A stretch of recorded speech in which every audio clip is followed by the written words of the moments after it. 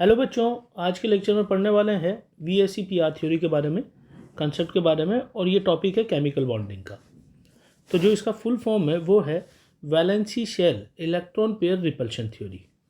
अब इसका यूटिलाइजेशन कहाँ है कि अगर हमसे पूछता है कि what is the shape of molecule, ठीक है, तो अगर शेप के बारे में पूछता है तो उस केस में हम किसका यूज़ करने वाले हैं, VSEPR कंसेप्ट का, ठीक है। तो जैसा मैंने बताया कि it is to determine shape of the covalent molecule, ठीक है।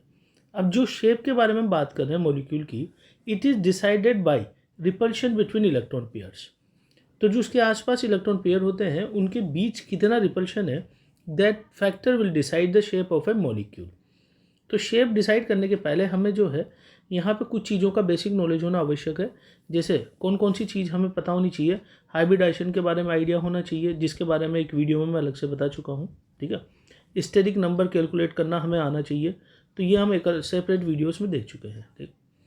अब देखिए इलेक्ट्रॉन पेयर के बारे में बात कर रहे हैं, कितने टाइप के इलेक्ट्रॉन पेयर होते हैं, ठीक है। तो सबसे पहला इलेक्ट्रॉन पेयर होता है बॉन्ड पेयर, दूसरा होता है लोन पेयर। बॉन्ड पेयर का मतलब किसी और एटम के साथ शेयर होगा ये, तो ये दो इलेक्ट्रॉन को हम जो है वो क्या बोल सकते हैं, दिस इज बॉन्ड पेयर, ठीक है। और अगर मान लो दो इलेक्ट्रॉन मैं यहाँ बना देता हूँ तो this will be called as lone pair. तो जो किसी के साथ शेयर नहीं है वो लोन पेयर कहलाएगा, और जो किसी और के साथ शेयर है वो आपका बॉन्ड पेयर कहलाएगा। शॉर्ट में अपन इसे LP लिखेंगे, इसे BP लिखेंगे, ठीक। तो there are two type of electron pair, lone pair and bond pair, ठीक। अब ऐसा होता है कि जो लोन पेयर है it is more closer to nucleus, ठीक है। अगर मैं कहूँ कि यहाँ पर जो है A के पास एक तो लोन पेयर था और एक बॉन्ड पेयर था, ठीक है। तो अब चूंकि B भी इसको अपनी ओर अट्रैक्ट कर रहा होगा, ठीक है, A भी इसको अपनी ओर अट्रैक्ट कर रहा होगा, तो ये वाला जो इलेक्ट्रॉन पेयर है ये और लोन पेयर जो है, अगर इनमें कंपेयर करूँ मैं, तो this lone pair is more closer to central atom, ठीक है। तो हमने एक स्टेटमेंट लिखा कि lone pair is more closer to the nucleus, या सेंट्रल एटम बोल दूँ मैं, ठीक है, सेंट्रल एटम, ठीक।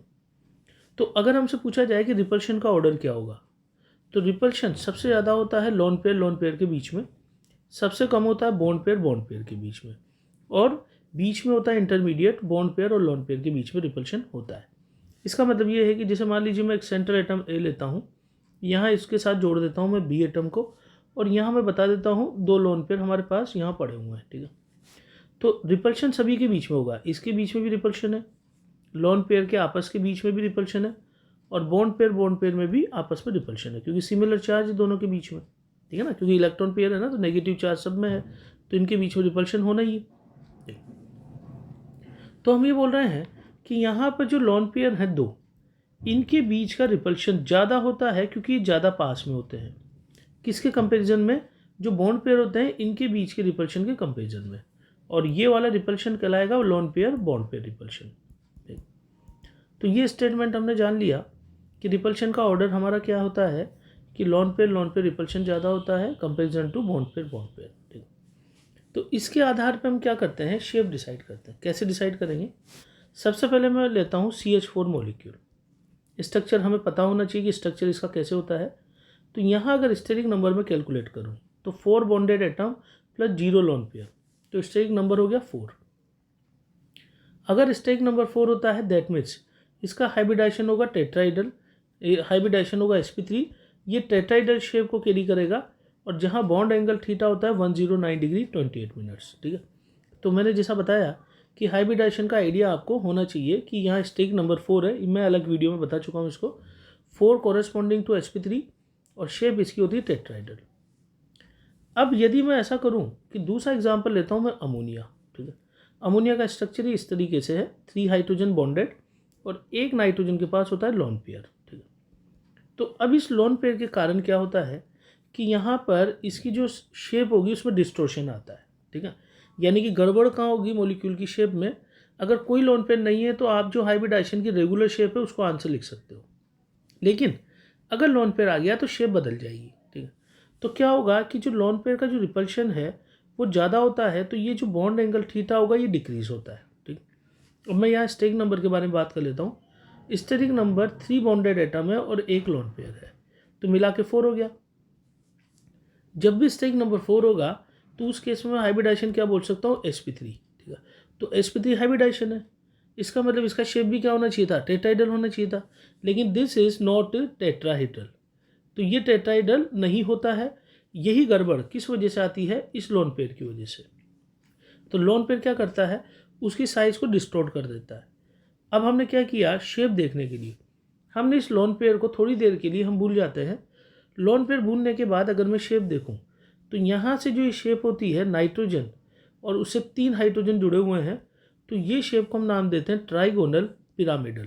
ठीक है, तो आपको याद रखना है कि 3+1 अगर केस आ गया तो हम आंसर क्या लिख के आएंगे, ट्राइगोनल पिरामिडल, भले उसका हाइब्रिडाइजेशन क्या हो sp3। ठीक है, तो अगर 0 लोन पेयर है तो टेट्राहेड्रल बोलेंगे और 1 लोन पेयर आ गया तो ट्राइगोनल पिरामिडल। अब मैं बात करता हूँ वाटर मॉलिक्यूल की।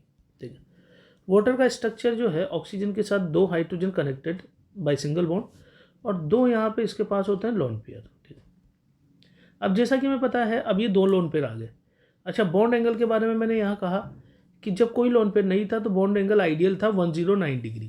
ठीक है, लेकिन लोन पेयर के आने से थोड़ा रिपल्शन बढ़ा तो ये पास पास आए तो इनका थीटा कम हो गया और कम हो गया कितना हो गया, 107 डिग्री।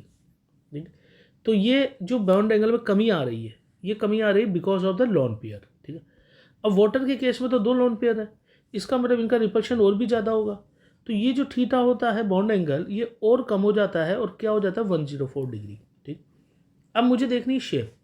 सबसे पहले स्टेक नंबर देख लूँ मैं कि 2 तो बॉन्डेड एटम है और 2 लोन पेयर है, मिला के हो गया 4 के केस में हाइब्रिडाइजेशन क्या होना चाहिए, sp3। ठीक है, शेप इसकी टेट्राहेड्रल नहीं होती है, शेप में डिस्टोर्शन आता है because of the lone pair. ठीक है, अब शेप देखते समय मैं इन लोन पेयर को हटा देता हूँ और इसको हटा के हम सिर्फ इस वाले मॉलिक्यूल को देखें। ठीक है, तो ये ऐसे हो जाएगा कि ऑक्सीजन के साथ ये 2 हाइड्रोजन इस तरीके से।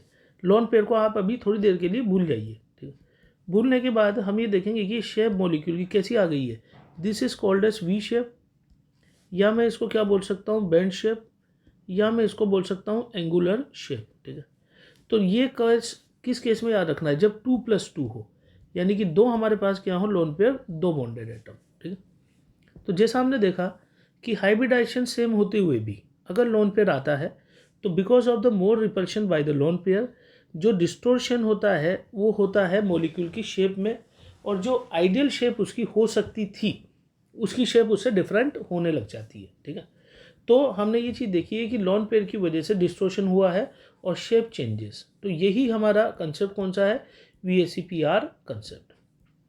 अब यहाँ पे मैंने जो केसेस लिए हैं वो सिर्फ हाइब्रिडाइजेशन स्टेक नंबर 4 के केस में लिए हैं। अब मैं बाकी की एक टेबल बना रहा हूँ जिसको आपको ध्यान रखना है। ठीक, तो स्टार्टिंग कर रहे हैं हम स्टेक नंबर 3 से। ठीक है, 3+0 का मतलब 0 लोन पेयर, शेप इसकी होगी ट्राइगोनल पिरामिडल।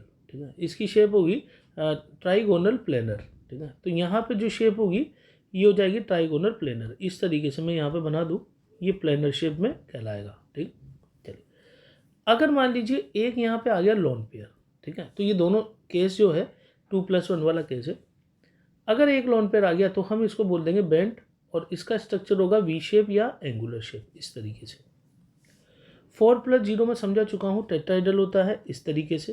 ठीक है, अगर एक लोन पेयर आ गया तो ट्राइगोनल पिरामिडल जैसे अमोनिया, ये इस तरीके से ये पिरामिड बन गया।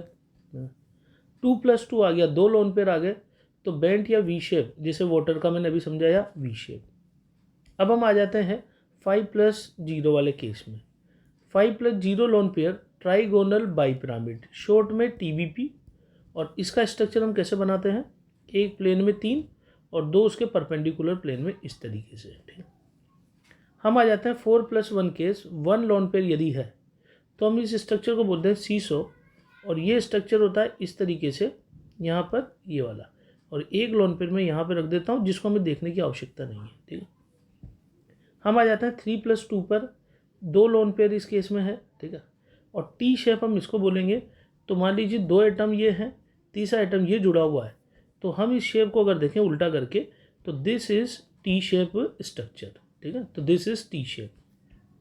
हम आ जाते हैं 2+3 वाले केस में, स्टेरिक नंबर की बात कर रहे हैं हम। 3 अगर लोन पेयर हुए तो हम उस केस में 2 बॉन्डेड एटम बिल्कुल सीधे रखेंगे और तीनों लोन पेयर को इस प्लेन में रख देंगे। ठीक है, और लोन पेयर को हमें देखने की आवश्यकता नहीं है इस समय, तो हम सिर्फ इस स्ट्रक्चर को देखेंगे तो ये स्ट्रक्चर क्या हो जाएगा, लीनियर स्ट्रक्चर, ठीक है। तो दिस इज लीनियर स्ट्रक्चर। इसके बाद हम लेते हैं 6+0 वाला केस। ये होता है परफेक्टली ऑक्टाइड्रल। ऑक्टाइड्रल में 4 एक प्लेन में 2 परपेंडिकुलर, ठीक है। तो this is called as octahedral.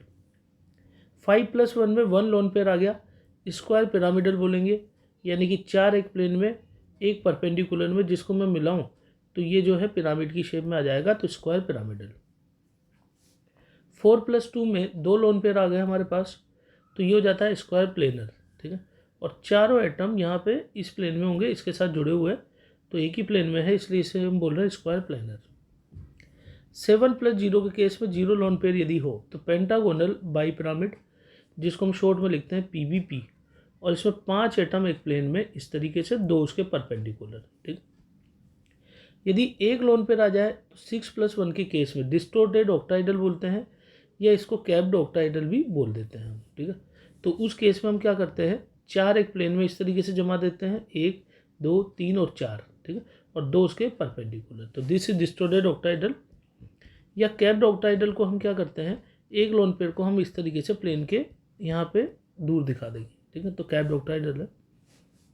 5+2 अगर आ गया तो 2 लोन पेयर है मेरे पास, तो ये होता है पेंटागोनल प्लेनर, ठीक है। तो पेंटागोनल प्लेनर में 5 एटम जो है एक ही प्लेन में होंगे।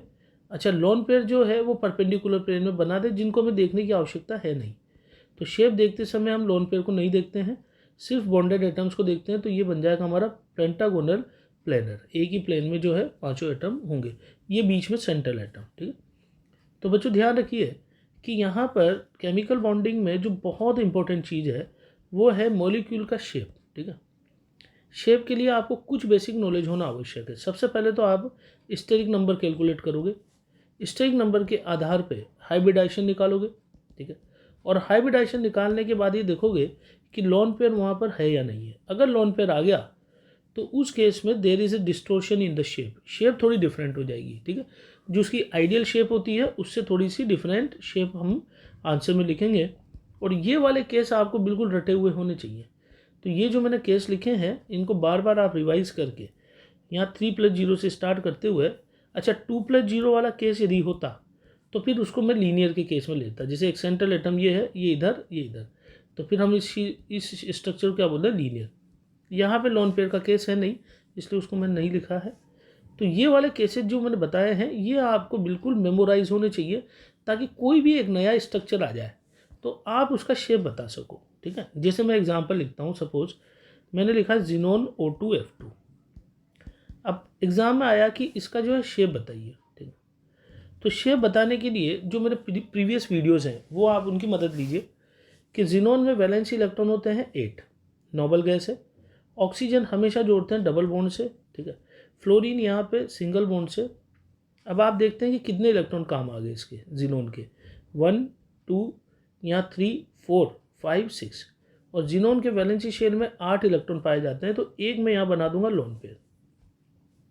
अब आप ये देखिए कि यहाँ पर एक लोन पेयर आ गया और बॉन्डेड एटम है 4, ये 4 तो दिख ही रहा है अपन को, तो स्टेरिक नंबर हमारा हो गया 4+1, ठीक है।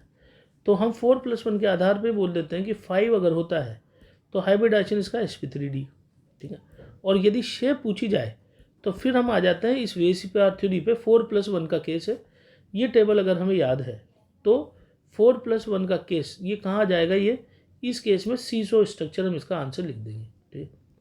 तो ध्यान रखिए बच्चों, केमिकल बॉन्डिंग का बहुत इंपॉर्टेंट सेक्शन है VSEPR थ्योरी, जिससे शेप डिटरमाइन करते हैं, और उसके लिए आपको ये सारे केस अच्छी तरीके से याद होने चाहिए।